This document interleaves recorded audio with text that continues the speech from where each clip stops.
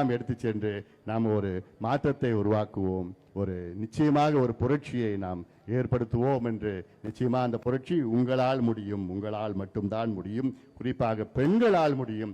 என் தம்பிகள் தங்கைகள், தமிழ்நாட்டில் உள்ள என் தம்பிகள் தங்கைகளால் நிச்சயமாக இந்த மாற்றத்தை நாம் எல்லோரும் சேர்ந்து கொண்டு வருவோம். இந்த நிகழ்ச்சி மிக சிறப்பாக நடத்தி கொண்டிருக்கின்ற அனைத்து நிலை நிர்வாகிகள், குறிப்பாக இங்கே இருக்கின்ற ஏழுமலை அவர்கள் உள்ளிட்ட அனைத்து நிர்வாகிகள், கணபதி அவர்கள், சதீஷ் அவர்கள், வெங்கடேசன் அவர்கள், கருப்புசாமி அவர்கள், குமரவேல், இதெல்லாம் 5 பேரும் நான் சொல்லிட்டேன், முதலே சொல்லிட்டேன். ரெக்கார்ட் பண்ணி திருப்பி பாருங்க.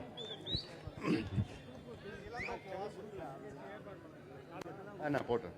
அதனால இதெல்லாம் இந்த செய்தி எல்லாத்துக்கும் கொடுங்க. இந்த துண்டு பிரஸ் எல்லாம் கொடுத்துருங்க.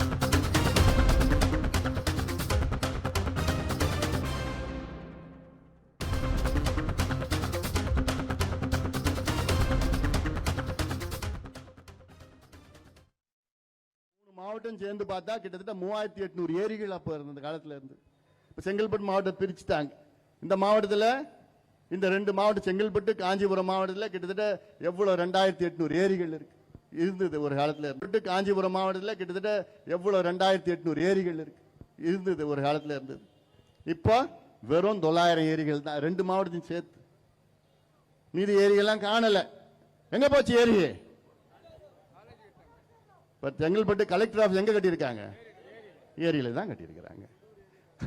இப்படிதான் ஒவ்வொரு ஏரியும் ஒன்னு தூர்த்து இது மாதிரி கலெக்டர் ஆஃபீஸ் கட்டுறது, போலீஸ் எஸ்பி ஆஃபீஸ் கட்டிக்கிறது, அதை கட்டுறது, இங்க கட்டுறது, இப்படிதான் பில்டிங் கட்டுறது. அப்புறம் இங்க ஒரு ஃபோர்டு கம்பெனி இருந்தது.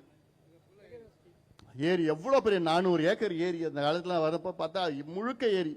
அந்த ஏரி மேல கம்பெனி கட்டுறது எங்கேயாவது இருக்குதா? யாராவது கூர்ந்தா இதெல்லாம் செய்வாங்களா? இவங்களுக்கு அதை பத்தி கவலையே இல்லையே. பிற்காலத்தில் வருகின்ற தலைமுறைகளுக்கு இந்த ஏரி பயன்படணும்.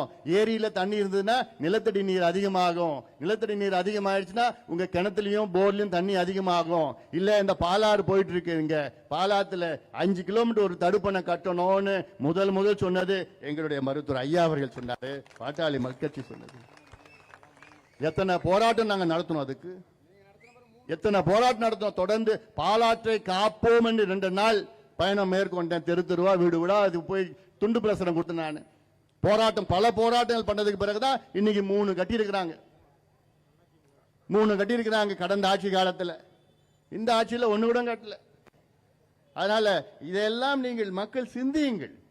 உங்களுக்கு நாங்க என்ன செய்யணும், திட்டங்கள் எவ்வளவு திட்டங்கள், உரிமைகள் எவ்வளவு உரிமைகள் இருக்கு.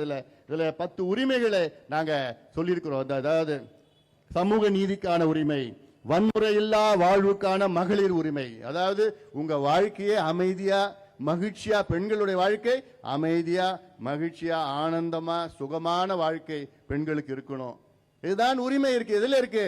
நம்முடைய இந்திய அரசியல் சாசனத்தில் இருக்கிறது. கான்ஸ்டிடியூஷன் ஆஃப் இந்தியாவில் பெண்களுக்கு ஆன உரிமைகள் இருக்கு. இதை கொடுப்பது அரசினுடைய கடமை. வேலைக்கான உரிமை, ரைட் டு எம்ப்ளாய்மெண்ட். இளைஞர்கள் எவ்வளவு பேர் இருக்கான், படிச்சுக்கிட்டு இருக்கிறான். இந்த கம்பெனியில போய் எங்கேயாவது போய் சேர்க்கிறாங்களா அவங்கள? இல்ல. பீகார், உத்தரப்பிரதேஷ், சத்தீஸ்கர், ஆந்திரால இருந்து தான் வந்து சேர்க்கிறாங்க. இங்க போய் கேட்டா அதெல்லாம் உனக்கெல்லாம் வேலை இல்லை. ஆனா இதே திமுக ஆட்சி வருவதற்கு முன்பு என்ன சொன்னாங்க? நாங்கள் ஆட்சிக்கு வந்தவுடன் அந்த என்ன நாக்கு, அது அழுகி போன நாக்கு. பொய் சொல்லி நாக்கு அழுகி போயிடுச்சு. அவங்களுக்கு அழுகி போன நாக்கில் சொன்னாங்க, நாங்கள் ஆட்சிக்கு வந்தவுடன் தமிழ்நாட்டில் உள்ள தொழிற்சாலைகளில் 75 விழுக்காடு உள்ளூர் மக்களுக்கு வேலை வாய்ப்பை நாங்கள் உருவாக்குகின்ற சட்டத்தை நிறைவேற்றுவோம். கீழ்ச்சிங்க நிறைவேற்றினாங்களா? அதனால இதுக்கு பிறகு யாராவது வாக்குறுதின்னு சொன்னாங்கன்னா அந்த நாக்கை காமிக்க சொல்லுங்க வெளியில. யாராவது திமுக வந்து நாங்க இந்த வாக்குறுதி அந்த வாக்கு, போயா வேலையை பார்த்துட்டு போயா, சொன்னதே நீ செய்யல, நீ ஓடி போய் நீ நிக்காத. இப்படிதான் ஒரு நிலை தமிழ்நாட்டில் வரணும். திருப்பி இதே வச்சுக்கிட்டு ஏமாத்தி நாங்கள் நிறைவேற்றிட்டோம், 541 வாக்குறுதி கொடுத்தோம், அத்துணையும் 541 வாக்குறுதி இல்ல 700 வாக்குறுதி நிறைவேற்றிட்டாங்களாம். இப்படிதான் கதை ஓட்டிட்டு இருக்கான். எவ்வளவு 541 700 நிறைவேற்றிட்டாங்களாம். அத மக்கள் நம்பிட்டு இருக்கிற மாதிரி நினைச்சிட்டு இருக்கிறாங்க. வெறும் 60 வாக்குறுதி அரைகுறையா நிறைவேற்றிட்டு மீதி எல்லாம் நாங்க இப்படி பண்ணிட்டோம் அப்படி பண்ணிட்டோம். ஒரு நாள் முதலமைச்சர் 100 விழுக்காடு வாக்குறுதி நிறைவேற்றிட்டோம் முதலமைச்சர் பேசுறாரு. அடுத்த நாள் ஏதோ சொல்லி விட்டுறாங்க, அதெல்லாம் பேசாதீங்க முதலமைச்சர் அவர்களே. அடுத்த நாள் திருத்திட்டார், 90% வாக்குறுதிகள் நிறைவேற்றிட்டோம். அடுத்த நாள் சொல்ற அவங்களுக்கே தெரியாது என்ன பண்ணிட்டாங்க.